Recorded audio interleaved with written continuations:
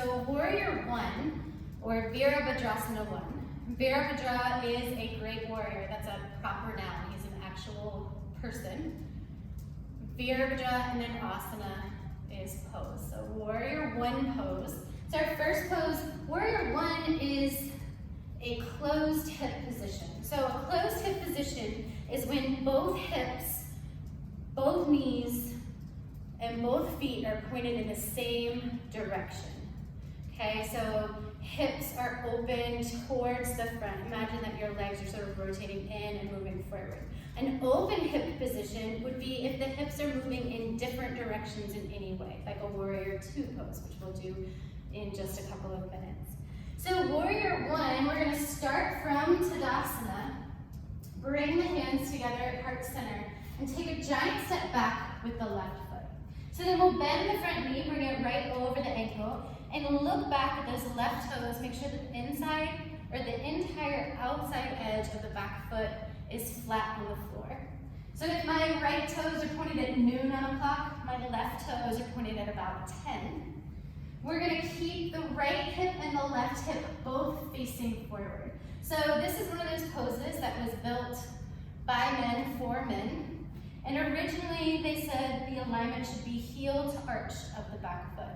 But that doesn't allow for very much rotation, particularly in our wider built feminine hips.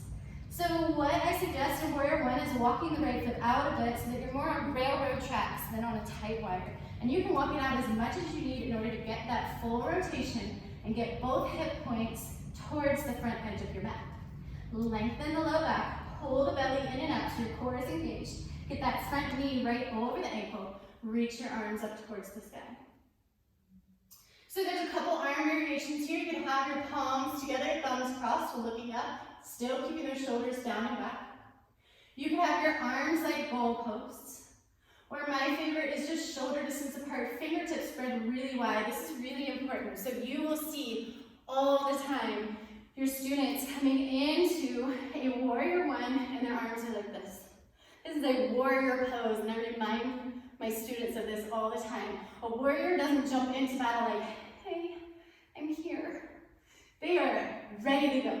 Entire bodies participating in whatever the fight might be. So let those fingertips spread wide, let the shoulders relax, let the core be engaged, press the floor away actively with your feet. So bringing action anywhere you can.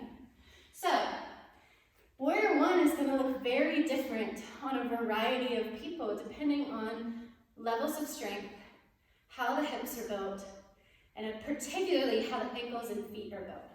So you might have Warrior One poses that are very short, and you'll learn more about this in your anatomy portion. So my feet are still in the same position. My front knee never leaves that alignment right over the ankle, but I'm in a much shorter position. It's a little bit easier. The farther away that you walk your feet from one another, the more intense the pose gets. You're putting more pressure, more work on that front thigh, and in my case, more work on the low back. So it's really up to you. In the most traditional schools, they'll typically say to get that front thigh parallel to the floor. But that's a very deep, very intense Warrior One. You get all the same benefits of Warrior One if you're in a shorter stance. So don't be afraid to take the pose that feels best to you and encourage your students to do the same. You don't have to get them into the very deepest expression of every pose, particularly when you're teaching beginners, which most of you will be in the beginning. As new teachers, you typically don't jump right into the most advanced or complicated classes.